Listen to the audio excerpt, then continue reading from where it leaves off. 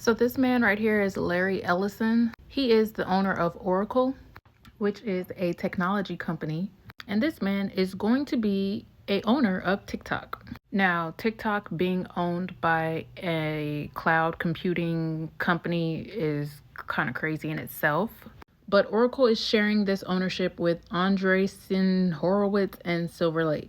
I find it interesting that Silver Lake is also going to be an owner because there's a movie that I recently watched called Under the Silver Lake. And basically this movie is about a guy who is decoding and finding all of these hidden messages that these elite group of people have put in place for only the chosen ones. And oh look, he's 33 years old. They love that number. But back to Larry Ellison, this new owner of TikTok. He is a significant donor to the Friends of the Blanc, an organization that raises funds for the welfare of the Blanc military personnel. Okay, that's odd. He's made multiple major donations to that organization. In 2014, he donated $10 million. And in 2017, he gave $16.6 million, which was reported at the time being the largest single donation that the group had ever received. Oracle is an American technology company. Why is the owner of Oracle giving so much money to those people?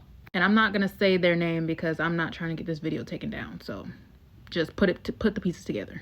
The same man that's going to be the owner of TikTok has built an underground cloud data center in. If you are an American company and you're from America, why are you building a data center there? Why do they need access to this information, this data? And now that you're going to be the new owner of TikTok, they are going to have access to all of that data. Let's keep going. So, who is the CEO of Oracle? You know, the company that he's a co-founder of.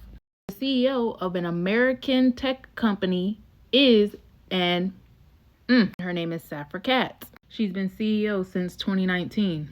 Basically, she's been the CEO since the whole outbreak happened, which was planned and designed to usher in this new world order. And then the prime minister of Izzy told American influencers that social media was the most important weapon for shaping public opinion, calling TikTok the most important purchase going on right now.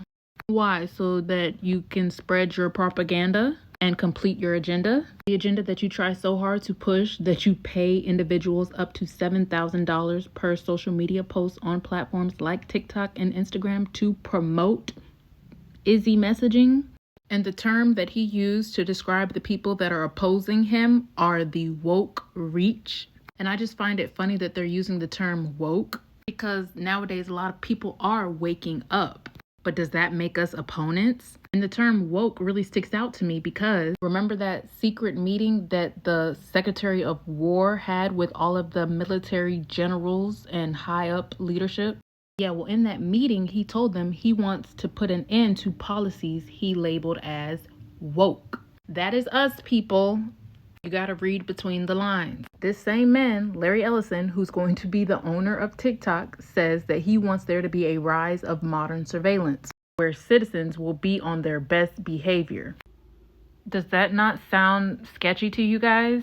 So not everything you post on TikTok will be heavily monitored, surveillanced. You better hope you're not going against the agenda. Because he is the owner of Oracle, that is a technology company that probably already is building profiles on everybody. And once these digital IDs start rolling out, they're going to take everything that you ever posted and turn around and use it against you. Because they've been building a profile on you. They already know who the ops are or who the woke are.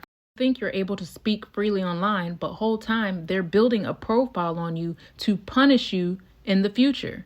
For example, YouTube is letting some previously banned users return. Why do you think they're letting these users come back? Usually if you've been banned, it's because you're being censored. But now all of a sudden they're letting them come back? That's suspicious. To me, it's a Trojan horse. If you don't know what Trojan horse is, Google it.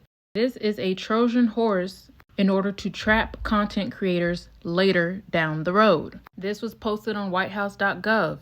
It's called Countering Domestic Terrorism and Organized Political Violence. If you scroll down to Section 3, it states, the Attorney General may recommend that any group or entity whose members are engaged in activities meeting the definition of domestic terrorism merits designation as a domestic terrorist organization, which basically means in simpler terms that whatever they deem as domestic terrorism, they can label it as such. Meaning, once they get control of TikTok and see what kind of information you're putting out there, they can deem you a domestic terrorist.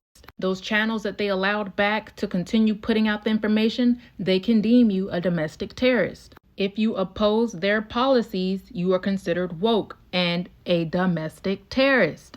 According to NSPM-7, the common threads animating political violence include anti-Americanism, anti-capitalism, anti-Christianity, support for the overthrow of the U.S. government, extremism on migration, race, and gender, hostility toward those who hold traditional American views on family, religion, and morality. If you do any of those things, you are a domestic terrorist. As you all are aware, there is currently a government shutdown.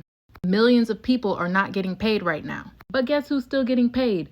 Members of Congress, the ones who are in control of shutting down the government, are still getting paid. The people that could prevent or end the shutdown are still getting a paycheck. And let's just say you post on TikTok that, I don't like this. I think maybe we should have some other people in government.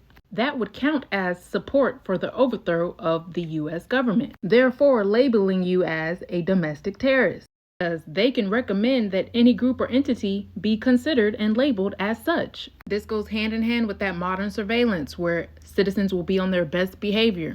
You remember the World Economic Forum and how they stated you will own nothing and you will be happy? Yep, happy and on your best behavior. That phrase, you will own nothing and be happy, originated from a 2016 World Economic Forum article and is often associated with the Great Reset initiative. If you watch this video on my YouTube page, I talk about my 2029 predictions. And then right after 2029, here comes Project 2030. That is the Great Reset. Now let's talk about how this digital ID is coming into place. They're slowly trying to roll it out. A new electronic pass system limits students to 7 bathroom breaks per week. How are you going to control when someone can use the bathroom? Because I know as a woman, if I get my period, I'm going to have to go multiple times a day. Big Brother is always watching. Make sure you're on your best behavior. This right here is how everything starts. First it's this, and then it'll be, oh, to reserve resources, you can only bathe this many times a week. Oh, we got a climate problem. We're going to turn your AC down. Oh, everybody's on lockdown. We're going to lock your doors. Like, this is absolutely ridiculous. Students actually having to use a digital pass just to go to the bathroom, and they can only go to the bathroom a certain amount of times. Next, they're going to want to go to the bathroom with you to see if you're actually using the bathroom. Did you lie to Big Brother? This is a control mechanism. Technology is being integrated into every aspect of our lives, and they want full surveillance and control. RFK Jr. wants everyone to use wearables. Kennedy said his vision is for every American to have a wearable within 4 years. They want to track and monitor everything.